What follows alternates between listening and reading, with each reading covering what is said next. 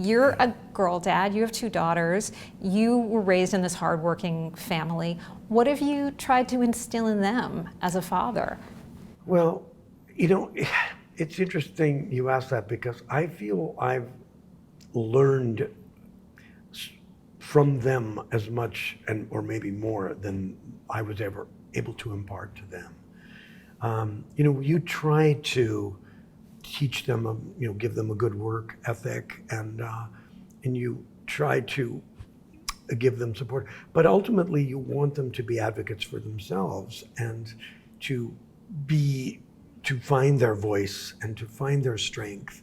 And then what you discover, like Abe discovers in Midge and his daughter, you know, they know things that you don't know and that you didn't impart to them and you couldn't have taught them. And there's some kind of interesting satisfaction and gratification in that. And you have talked about how you've really drawn on your own family and your own father.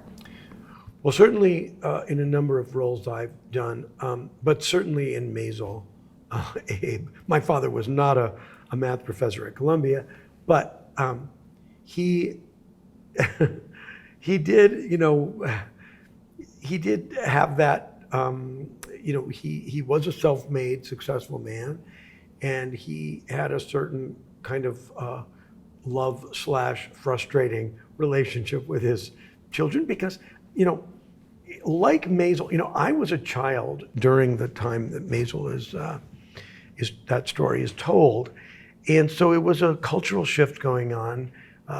Roles of men and women were shifting, which is what Maisel really is all about, and